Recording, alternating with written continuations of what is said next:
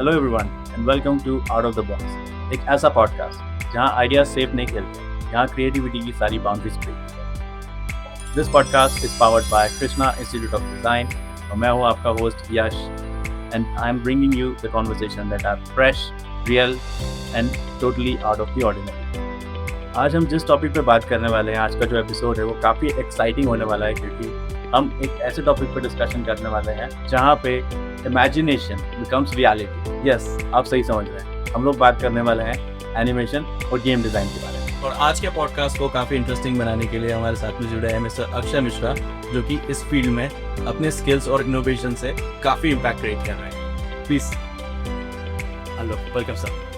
Thank you, good to be here. We are very glad sir कि आप हमारे podcast पे आए। सबसे पहले मैं आपसे एक बात कहना चाहता हूँ कि हमने आपके बारे में सुना है कि आप एजुकेटर हैं, आप एनिमेटर हैं, आप डिज़ाइनर हैं, आप इनफैक्ट एक्टर भी हैं। तो आप अपनी जर्नी के बारे में कुछ हमसे अगर शेयर करना चाहें कि आपने क्या आपने चैलेंजेस फेस किए, या क्या किस तरीके से आपने सोचा कि आपको एक्टिंग में जाना है या गेम डिज़ाइन और एनिमेशन इस फील्ड में आपको जाना है। सो एक्चुअली मेरी जो जर्नी रही है, जैसे अभी आपने स्टेट करा कि बहुत सारे ऑक्यूपेशंस हैं, तो जर्नी अपने आप में एक रोलर कोस्टर थी। एक आपने सुना होगा बहुत सारे लोगों से, एक आर्टिस्ट की जर्नी कभी भी एकदम it's not a straight line. बहुत सारे लूप होल्स होते हैं, अप्स एंड डाउन्स रहते हैं। लकीली मैंने इतने ज़्यादा नहीं फेस करे। हुआ ये था कि when I was in 10th standard, I come from a family of doctors and engineers and scientist. मेरे डैड रिटायर्ड गवर्नमेंट साइंटिस्ट हैं और मेरे अंकल, मेरे दादा सब डॉक्टर्स रह चुके हैं। My sister is a data scientist in US. और इसी के साथ साथ उनकी कहीं ना कहीं मुझसे भी एक्सपेक्टेशंस थी। बट स्टार्टिंग से ही I was not good in studies, but हमेशा से ना कंप्यूटर्स में बहुत इंटरेस्ट था। स्कूल में भी जैसे कंप्यूटर्स में अच्छे मार्क्स आते थे। कॉमर्स के साथ भी मैंने जावा सीखा था। सो विथ टाइम मेरे डैड ने रियलाइज़ करा कि इसका ये जो इंटरेस्ट है कंप्यूटर्स की तरफ ज़्यादा इंक्लाइंड है। अब हुआ क्या कि जब 12th ख़त्म हुई थी, तो उस समय जो मल्टीमीडिया के कोर्सेज रहते हैं, इंस्टीट्यूशंस रहते हैं, इनके रेडियो में बहुत ऐड आते थे। तो अब पापा जब भी ऑफिस आते जाते थे तो वो सुनते रहते थे। तो एक दिन ऐसे ही उन्होंने बोला कि तुमको अगर कंप्यूटर्स में इंटरेस्ट है तो ये कुछ ऐसे ऐड आते हैं, इसको एक बार इंक्वायर करके देखो क्या है। तो पापा और मैं गए साथ में, देखा। अब स्केचिंग और इन सब का भी थोड़ा सा मुझे था शौक एंड एवरीथिंग। तो जब वहाँ पे जाके पता करा कि ये कोर्सेस हैं, ये पर्टिकुलर चीज़ें सिखाई जाएगी, तो मैंने कहा ठीक है, करके देखते हैं। अब जब धीरे धीरे करना शुरू करा तो इंटरेस्ट और डेवलप हुआ, और डेवलप होते होते होते होते आगे चल के कई सारे रास्ते खुलते गए। यहाँ पर अपने पेरेंट्स के बारे में मैं एक चीज़ कहना चाहूँगा कि मैं लकी इस मामले में था कि जैसे हम बहुत सारी बार सुनते हैं कि पेरेंट्स इतने ज़्यादा ओपन माइंडेड नहीं रहते इस टाइप के कोर्सेज़ के तरफ।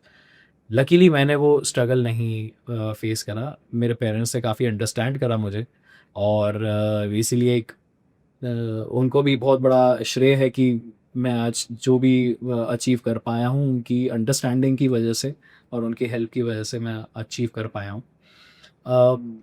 मेन चैलेंज कहाँ पर आता है कि जब आप कोर्स कर लेते हो, अब क्या।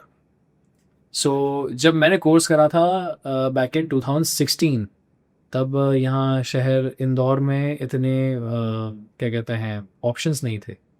या तो अगर आपको एनिमेशन आर्टिस्ट या फिर गेम डिज़ाइनर या फिर जो कुछ भी आपको ये करना है, तो either you go to Pune या बैंगलोर, हैदराबाद, मुंबई, दिल्ली।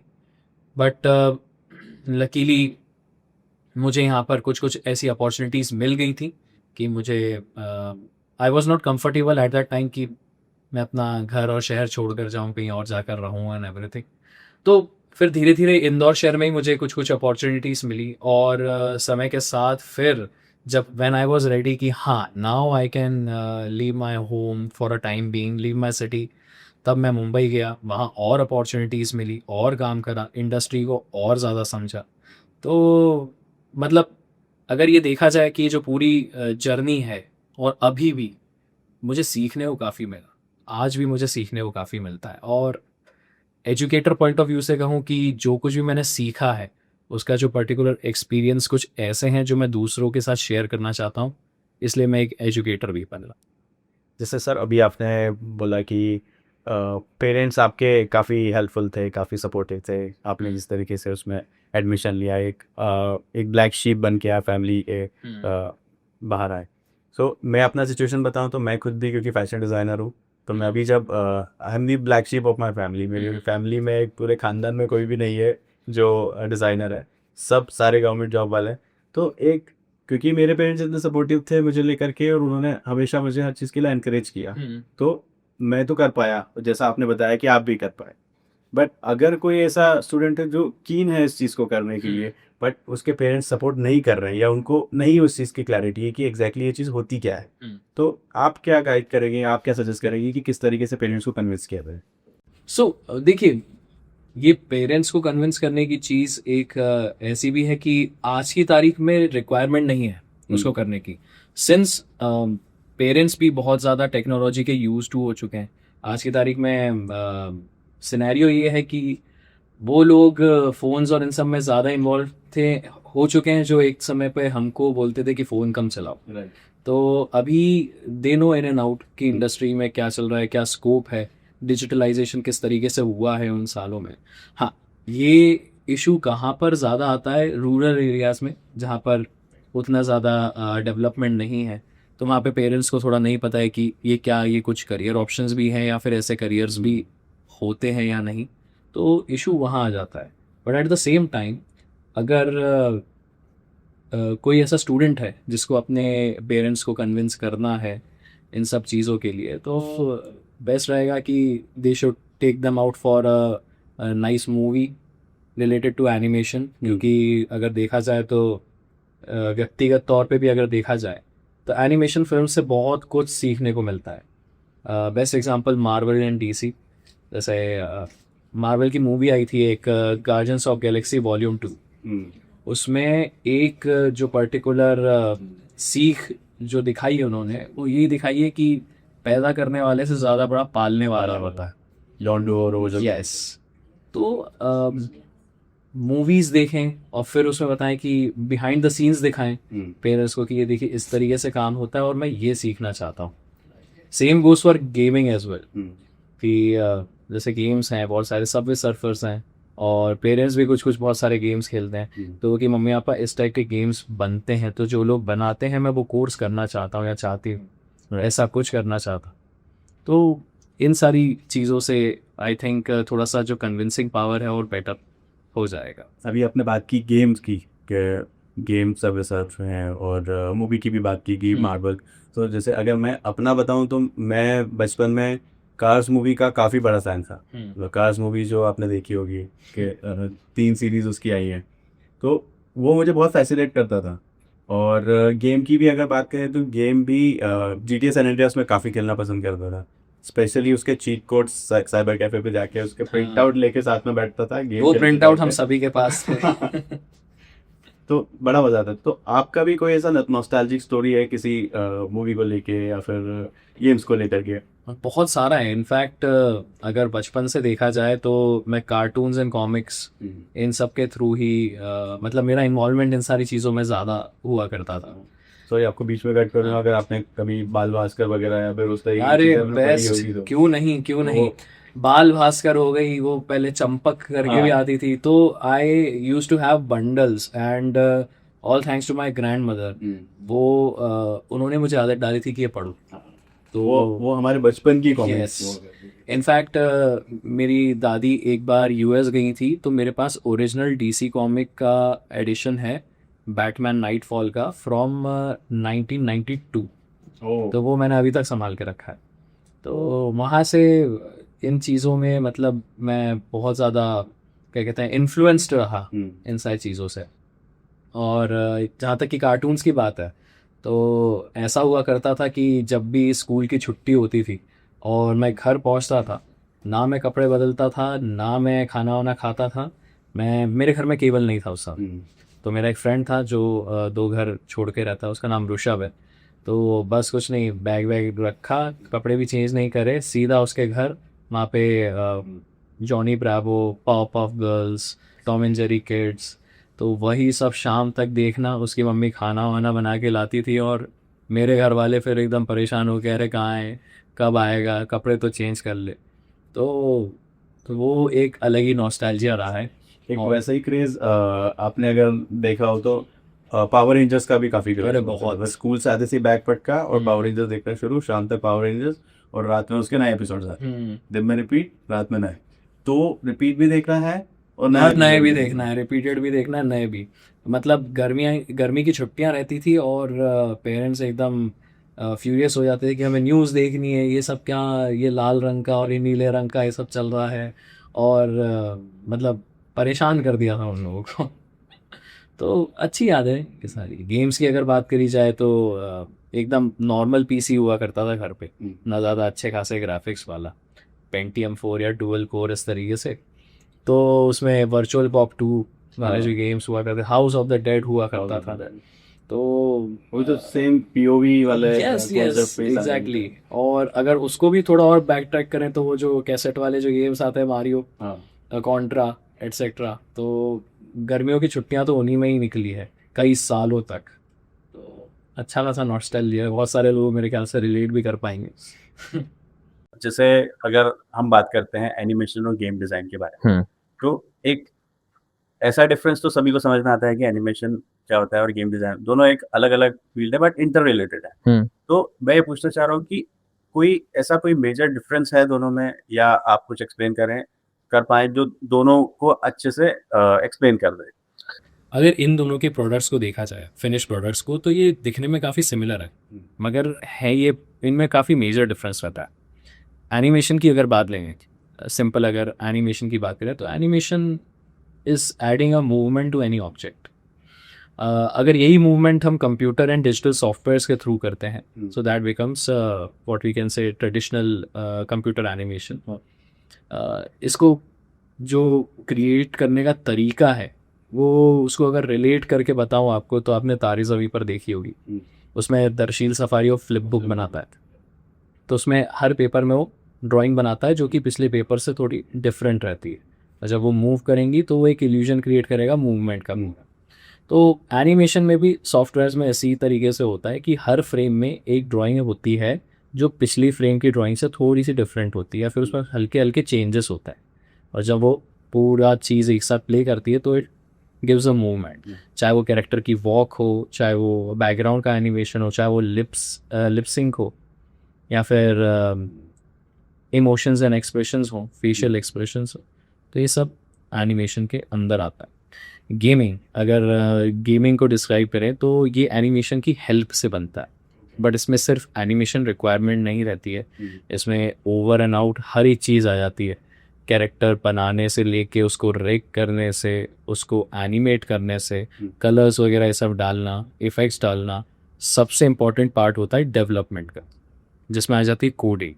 कि कोडर्स जो कोड डालते हैं उसी से ही वो होता है कि अगर ये बटन प्रेस होगा या फिर ये माउस क्लिक होगा तो ये एक्शन होना चाहिए, अगर प्लेयर मर रहा है तो किस टाइप से डेथ एनिमेशन होता है, स्पॉन कहाँ से होगा, कैसे क्या होगा, लेवल किस तरीके से आगे आगे चलती चली जाएगी।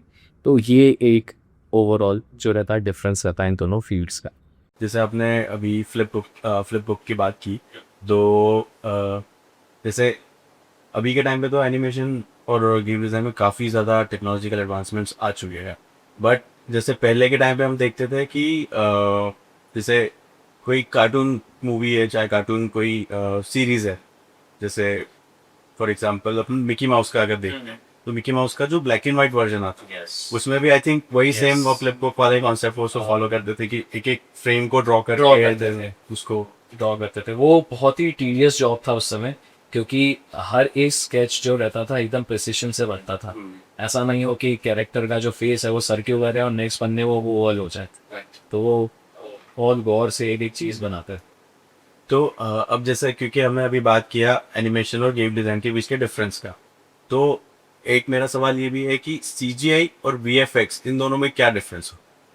और सबसे पहले आप ऑडियंस को अगर बताएं कि CGI क्या होता है, उसका फुल फॉर्म, और VFX का फुल फॉर्म, ताकि सबको पता चल सके। सो ये जो टर्मिनोलॉजीज हैं ये मूवीज़ एंड फिल्म मेकिंग में सबसे ज़्यादा यूज़ की जाती है, स्पेशली जहाँ पर विजुअल इफ़ेक्ट्स यूज़ किए जाते हैं। VFX stands for visual effects. जैसे बाहुबली मूवी थी, मार्वल एंड DC कॉमिक्स की जो मूवीज़ बनती हैं, अब जो रामायण आ रही है, सो ये सारी चीज़ें रहती है। इसमें जो एलिमेंट्स यूज़ होते हैं, जैसे वो जो क्रीचर्स रहते हैं या फिर वो जो सुपर हीरो रहते हैं, इनको सॉफ्टवेयर में डेवलप करके उस फुटेज में इस तरीके से मर्ज किया जाता है कि वो रियल लगे। तो जो एलिमेंट्स जो बनते हैं ना, उनको बोलते हैं CGI elements, computer generated images या इमेजरी। सो ये जो रहते हैं, इनके हेल्प से विजुअल इफेक्ट्स बनता है या फिर VFX बनता है। तो अगर CGI, जैसे हम देखते हैं कि एनिमेशन मूवीज में CGI का काफ़ी यूज़ होता है, और आजकल तो हॉलीवुड में तो ऑलमोस्ट हर मूवी में ही, आप चाहे हॉरर मूवी भी देखोगे तो उसमें भी CGI का यूज होता है। तो अगर आजकल हम देखें कि AI का बहुत ज़्यादा इन्फ्लुएंस होने लगा है, तो AI जैसे हिक्सफील्ड AI का आपने नाम सुना होगा कि वो काफ़ी बेटर परफॉर्म करता है। आप जो उसको प्रॉम्प्ट डालोगे, एकदम रियलिस्टिक चीज़ें आपको जनरेट करके देगा। तो उसका कोई इम्पैक्ट पड़ा है आपके इंडस्ट्री पे कि या फिर कुछ ऐसा आप बता पाए? सो इम्पैक्ट पड़ा तो है एक्चुअली। लोग एंड यूजर्स जितना ये AI को यूज़ कर रहे हैं, जितना उससे फेमिलियर हो रहे हैं, उसका एक क्या कहते हैं, मिसयूज़ बहुत ज़्यादा है। एक जो लॉजिकल यूज़ होना चाहिए वो थोड़ा कम। उसको इस तरीके से यूज़ करें कि उसको अंडरस्टैंड करें कि उससे और चीज़ें क्या कर सकते हैं, उसकी तरफ अगर थोड़ा ध्यान दें तो ज़्यादा बेटर रहता है। दूसरा, जैसे अब मूवीज़ आ रही हैं, बॉलीवुड में भी अच्छी खासी विजुअल इफेक्ट्स मिल रही। पहला उनके जो फर्स्ट लुक या टीजर्स वगैरह रहते हैं, उनको देखकर एक यही माइंड में आता है ये AI से तो नहीं बना, क्योंकि उनका आउटपुट, AI का आउटपुट और इसका आउटपुट इतना क्लोज। बट AI का इम्पैक्ट तो ये है कि यस, इसकी हेल्प से ये विजुअल इफेक्ट्स के जितने भी प्रोजेक्ट्स हैं, इसमें इसकी हेल्प ली जाती है। बट एक वो जो बीच में इस तरीके से चलता रहता था कि AI आपकी जॉब खा जाएगा, विजुअल इफेक्ट आर्टिस्ट की जॉब खा जाएगा, डिज़ाइनर की जॉब खा जाएगी, तो मैं कई हद तक इसको मानूंगा कि ऐसा नहीं। आपकी जॉब AI नहीं खाएगा, आपकी जॉब वो पर्सन खा जाएगा जिसको विजुअल इफेक्ट्स और डिज़ाइन का नॉलेज है, but at the same time वो AI भी जानता है। सो जिस तरीके से सारी ये जो टेक्नोलॉजी डेवलप हो रही है, उसी तरीके से एक डिज़ाइनर या फिर एक आर्टिस्ट को भी टाइम टू टाइम अपडेट होना ज़रूरी है। यस, तो बेटर रहता है कि जैसे AI is just a tool, और अगर हमने भी यूज़ किया ही है उसको, तो it works on a command. It's just like a student, वो उतना ही करेगा जितना आप उसको पूछ। So you have to treat it and use it as a assistant. बहुत सारे लोग उसे अपना बॉस बना और जाकर ले गया, अब मैं तो पर ही डिपेंडेंट नहीं। सो उस तरीके से अगर आप यूज़ करेंगे तो बेटर फंक्शनैलिटी उसकी भी रहेगी और बेटर अंडरस्टैंडिंग आपकी भी। जैसे कई बार हम लोग गेम्स वगैरह खेलते हैं, अपने PUBG खेला होगा, या फिर कोई NVIDIA के साथ में, अगर जो भी NVIDIA के साथ जो कोलैब करके जो गेम्स बना रहे हैं, उसमें आपने कई बार देखा होगा अनरियल। तो अनरियल मैंने भी कई बार पढ़ा है, तो मुझे बहुत क्यूरियोसिटी थी उसके बारे में जानने के लिए कि अनरियल है क्या। अनरियल बेसिकली एक गेमिंग इंजन है, गेम डिज़ाइनिंग होती है, उससे अल्ट्रा डेवलपमेंट का भी काम होता है। और नॉट ओनली दिस, वो विजुअल इफेक्ट्स पे भी बहुत ज़्यादा यूज़ किया जाता है। सो बेसिकली ये एक ओपन एंड सॉफ्टवेयर है जिसमें आप पूरा 3D एनवायरनमेंट क्रिएट कर सकते हैं। इसको जिस डेवलपर ने बनाया उसको एकदम फ्री ऑफ कॉस्ट उसने दे रखा है। तो जो पहले और भी जो सॉफ्टवेयर्स थे जो इस प्रोडक्शन पाइपलाइन में यूज़ किए जाते थे, वो अब कम यूज़ हो, क्योंकि उनके लाइसेंसेस खरीदना पड़ते रहे हैं, वो फिर एक अलग ही खर्चा रहता है। वहीं पर ही ये एक ऐसा सॉफ्टवेयर है कि इसके अंदर ना ही आप चीज़ें सिर्फ बना सकते हो, आपको बनी बनाई चीज़ें मिल जाए। फॉर एग्जांपल, अगर एक 3D में लैंडस्केप क्रिएट करना है तो आपको बने बनाए माउंटेन्स मिल जाएंगी, आपको ट्रीज मिल जाएंगी, और आपको हर्ट्स वगैरह, whatever the assets you need उस पर्टिकुलर सिनेरियो के लिए, वो सब आपको बने बनाए मिल जाएंगे। All you have to do is arrange it in such order की वो एक सीनरी वो क्रिएट कर ली, कैमरा एनिमेशन वगैरह सब कुछ लग जाता है एंड एक हाइपर रियलिस्टिक ये आउटपुट जो है देता है। तो विजुअल इफेक्ट्स इन गेमिंग में बहुत ज़्यादा यूज़ किया जाता है, ये बना ही अच्छी। तो जैसे हम अगर बात कर रहे हैं एनिमेशन और गेम डिज़ाइन की, तो सॉफ्टवेयर्स दोनों में अलग अलग सॉफ्टवेयर यूज होते हैं या फिर दोनों में सेम सॉफ्टवेयर या फिर उनको मर्ज करके ऐसे कुछ? मोस्टली सिमिलर सॉफ्टवेयर है। जैसे कि अब एनिमेशन की अगर बात करें तो 2D एनिमेशन अलग होता है, 3D एनिमेशन अलग। 2D एनिमेशन में सबसे पहले फ्लैश चलता था, जब हम सीख कर। अब फिडोवी के सॉफ्टवेयर्स है प्लस और भी दूसरे सॉफ्टवेयर्स हैं, तो ये तो फ्लैट 2D कार्टून्स बनाने के लिए 2D में टून बूम करके एक सॉफ्टवेयर आता है, एडोबी एनिमेट आता है, जिनसे ये सारी चीज़ें बनती हैं। 3D एनिमेशन में देखें तो एक ऑटोडेस्क माया है, उसमें एनिमेशन का बहुत ज़्यादा काम होता है 3D में, प्लस डिज़ाइनिंग का भी, कैरेक्टर डिज़ाइन हो गया, प्रॉप्स, सेट डिज़ाइन, वो पूरे मॉडल होते हैं, टेक्सचर होता है।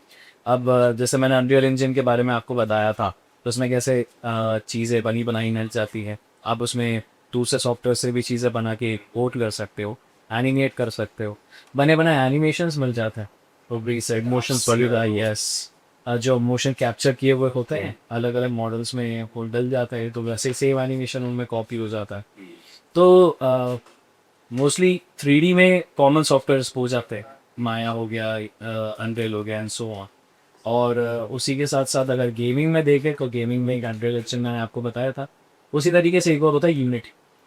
यूनिटी भी डिज़ाइनिंग एंड डेवलपमेंट उसमें बहुत ज़्यादा यूज़ किया था।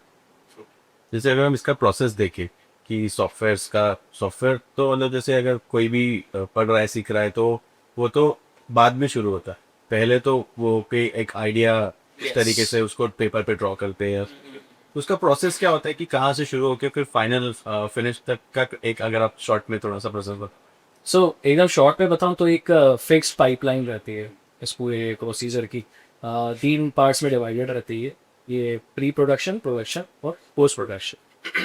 तो जैसा आपने मना स्केचेस हो रही, तो स्केचेस हो गए, रफ ड्राइंग्स हो गए, कॉन्सेप्ट आर्ट्स हो, सबसे पहले इन पर वर्क किया जाता है और फिर उसके बाद हम कैरेक्टर डिज़ाइन, डेवलपमेंट, इन सब पार्ट में आते हैं, एनिमेशन, इस सारी चीज़ें होती है।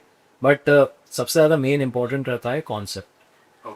कॉन्सेप्ट से स्टोरी बनेगी, स्टोरी से स्क्रिप्ट बनेगी, स्क्रिप्ट से फिर कैरेक्टर्स हैं, इनको सबके कॉन्सेप्ट डिज़ाइन रखी। तो जो कॉन्सेप्ट होता है ना, वो सबसे ज़्यादा नींव होती है हर प्रोजेक्ट। तो प्री प्रोडक्शन बहुत इंपॉर्टेंट रहता है, इसी के अंदर ये सारी चीज़ें आती है, तभी फिर उसके बाद आगे बढ़ता फिर आगे। तो जो सिखाते भी हैं कि जैसे उसका प्रोसेस होता है कि ड्राइंग करना है, तो अगर किसी को नहीं आता है तो पहले उसको इमेजिन करना सिखाते हैं एंड देन उसके बाद में उसको ड्रॉ करना सिखाएंगे, क्योंकि जो आप इमेजिन कर सकते हो उसको अगर ड्रॉ नहीं कर सकते कोई सेंस नहीं, ड्रॉ करना सिखाएंगे। सो ड्राइंग के लिए देखिए ज़रूरी क्या है कि कॉन्सेप्ट की बात करिए या फिर इमेजिनेशन की बात है, आपको कोई भी इमेजिन करना या फिर जो क्रिएटिविटी लेकर आना ही कोई सिखा नहीं सकता। हाँ, उसके तरीके बता सकता है कि देखो ये चीज़ देखो, ये रेफरेंस है, कोई चीज़ है। तो एक वो रहता है कि खुद के अंदर जो स्किल है अगर वो रहता है तो इट हेल्प्स। बट ये ऐसी चीज़ें जो आप फ्रॉम द स्क्रैच नहीं सीख सकते हो किसी और से, ये ऊंची चीज़ें अपनी बिल्डअप भी है, एक इंटरेस्ट वाली चीज़ वही चीज़ है। तो बाकी फिर हाँ, ये सारी चीज़ें रहती है, उसके बाद फिर ड्राइंग्स होते हैं, कॉन्सेप्ट आर्ट वर्क्स रहते हैं, सब चीज़ें पूरी हो गए, उसमें ये चीज़ काफ़ी हेल्प करती है। इसके सोचने की वो जो स्किल रहती है ना, हाँ, ability to think and ability to deliver, perform. तो जैसे हम अभी बात कर रहे हैं ये स्क्रैच से जो चीज़ें शुरू होती है, तो मैं ऑडियंस को बताना चाहता हूँ कि जो हमारा पॉडकास्ट है वो कृष्णा इंस्टीट्यूट ऑफ डिज़ाइन के द्वारा पावर्ड बाय और स्पॉन्सर, जो हमारे पॉडकास्ट के जो स्पॉन्सर है वो कृष्णा इंस्टीट्यूट ऑफ डिज़ाइन है। तो उनका जो एनिमेशन और गेम डिज़ाइन का जो डिपार्टमेंट है वो काफ़ी वेल इक्विप, और वहाँ के जो सिस्टम्स हैं, वहाँ के जो क्लास रूम्स हैं, तो जो वहाँ का इन्वायरमेंट और फैकल्टीज़ का जो इन्वॉल्वमेंट होता है स्टूडेंट्स के साथ में, वो बहुत अच्छे से गाइड करते हैं और काफ़ी इन डेप्थ नॉलेज होता है क्योंकि इंडस्ट्री एक्सपर्ट्स हैं। तो एनीवेज आपको वो वही चीज़ डिलीवर होगी जो उन्होंने सीखा है या पर्सनली वो लोग कर रहे हैं कि उस फील्ड में काम, तो काफ़ी अच्छा है। तो आई होप कि सबको एक बार कृष्णा इंस्टीट्यूट ऑफ डिज़ाइन ज़रूर चेकआउट करना चाहिए। अगर आपने बोला कि इंडस्ट्रियल एक्सपर्ट्स, तो ये सबसे ज़्यादा इम्पोर्टेंट चीज़ है, क्योंकि वो लोग जो इंडस्ट्री में एकदम अच्छी तरीके से जल भुन कर आए हैं, और वही अगर ये सारी मिट्टी में सोना तब के जो बाहर निकला है वो उस तरीके से। तो ये लोग अगर अपने एक्सपीरियंस शेयर करें और उस हिसाब से अगर सिखाएं तो वो एक अलग बात होगी. It is very good. It's a very nice initiative from Krishna institute from Lata. जैसे अभी आपने बताया कि इंडस्ट्री एक्सपर्ट्स के बारे में अब डिस्कस कर लेते हैं, तो करियर ऑप्शंस अगर हम देखें कि करियर ऑप्शंस क्या क्या अगर हम गेम डिज़ाइन और एनिमेशन में अगर हम देखें, तो क्योंकि जैसे अगर इस दूसरे फील्ड में देखें तो अलग अलग स्पेशलाइजेशन होता है. यस, तो इसमें भी कोई स्पेशलाइजेशन होता है या क्या और एक्स्ट्रा कलर करियर ऑप्शंस उसमें होते हैं? सो काफ़ी इसकी ब्रांचेस काफ़ी फैली हुई हैं. सो अगर हम 3D एनिमेशन की ये बात कर रहे हैं तो आप एनिमेशन 3D एनिमेशन आर्टिस्ट हो सकते, रिगिंग आर्टिस्ट हो सकते, आप मल्टीपल 3D में और भी चीज़ें रहती है, जैसे कि क्लॉथ का एनिमेशन, उसके डायनामिक्स हो गए. ऐसा मुझे कहना है कि क्लॉथ और जो फर और हेयर वाला जो एनिमेशन होता है वो काफ़ी डिफिकल्ट कंसिडर किया जाता है. जैसे कि अभी जितने भी विजुअल इफेक्ट्स वाली मूवीज़ होती हैं जिसमें जाइगेटिक बीस्ट बताते हैं, उनका जो डिज़ाइन रहता है, प्लस देखिए अगर बॉडी में पूरा फर है तो उनके हेयर डायनामिक्स हो गया, वो सारी चीज़ आ रही हो कि विंड कितनी लगाएं तो इस हिसाब से हेयर कितने मूव करेंगे उसके चलने पर या गिरने पर, वो जो फॉलो थ्रू माउस वगैरह, इतनी डिटेल्ड एनिमेशन वो सब रहता है. जैसे एक बार मैंने सॉरी आपको बीच में कटता, जैसे मैंने आपने वो फ्रोजन मूवी देखी होगी डिज्नी, तो उसका जब मैंने वीएफएक्स ब्रेकडाउन जब मैंने देखा, वीएफएक्स ब्रेकडाउन जब मैंने देखा, तो उसमें काफ़ी मतलब वो डिटेल में समझा रहे थे कि जो एल्सा के जो हेयर्स रहते हैं और फिर उसके बाद जो स्नो का और आइस का जो पूरा इस तरीके से स्ट्रक्चर्स होते हैं, मतलब बहुत कॉम्प्लेक्स चीज़ें वो काम करते हैं. तो ये सारी चीज़ें एफएक्स वगैरह में भी आ जाती है कि अब जैसे अभी आपका बता, फायर हो गया, आइस हो गया, वाटर हो गया, स्मोक, कोई कार क्रैश हो रहा है तो उसमें किस तरीके से चिंगारी उड़ेगी, किस तरीके से डैमेज होगा, तो ये सारी चीज़ें भी होती है. एडवर्टीजमेंट में बहुत स्कोप है उसमें. आप बहुत सारे ऐसे एड्स देखते होगे कि जिसमें आईफोन इस तरीके से जा रहा है, या फिर कोई भी प्रोडक्ट है वो इस तरीके से खुल लिया, बंद हो गया, कितना रियलिस्टिक दिखता है. बट वो रियलिस्टिक प्रोडक्ट नहीं है, वो एक CGI ही है वो. तो एडवर्टीजमेंट में उसका बहुत ज़्यादा स्कोप है. वहीं अगर गेमिंग की बात करा जाए तो यस, आप अगर अपना एप्पल स्टोर या फिर प्ले स्टोर गूगल का ओपन करेंगे तो कितने सारे गेम्स आते ही जाते हैं, बहुत सारे. मतलब एंडलेस है. आप अगर देखेंगे तो मिलियंस में आपको गेम्स मिल जाएंगे ऐप स्टोर और प्ले स्टोर पे. आपको गूगल पे भी आप सर्च कर सकते हैं. कंप्यूटर पीसी गेमिंग्स के लिए रहती है, तो उस पर आप A to Z आपको लिस्ट रहती है. है पूरी गेम्स की.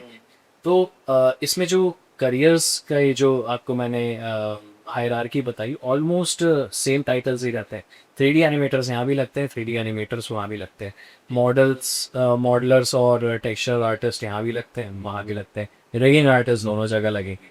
बस गेमिंग में एक ही चीज़ हो जाती है कि डेवलपर्स हो जाता है, डेवलपमेंट वाला जो पार्ट आ जाता है वो, और एड का मल्टीपल ऑप्शंस हैं. और बहुत सारी कंपनीज हैं इंडिया में, इंक्लूडिंग रॉकस्टार गेम्स, जिसका अभी GTA City SX सभी लोग उसका बहुत ज़्यादा रेट कर रहे हैं, तो वो कंपनी तक है यहाँ पर. काफ़ी ज़्यादा पास डिस्कस. जैसे अभी आपने डेवलपर की बात की, आपका कोई एक्सपीरियंस है ऐसी कोई आपने अपने करियर में ऐसी कोई एक्साइटिंग चीज़ वो जो डेवलप की हो या एनिमेट की हो या किसी चीज़ का पार्ट रहे हो, अगर आप शेयर करना चाहें? सो अभी हम जब पहले बात कर रहे थे तो नॉस्टैल्जिया वाले पॉइंट थी, तो आपने कार्स मूवी का आपने नाम लिया. सो कार्स की जो थर्ड पार्ट आई तो उसमें I was junior 3D animation artist. पर एक उसकी कहानी अलग है. मतलब आज आप अगर वो मूवी देखेंगे तो उसके ये ग्रेडिट्स वहाँ को मेरा नाम नहीं है. लो फेक पिक अलग ही तारीफ.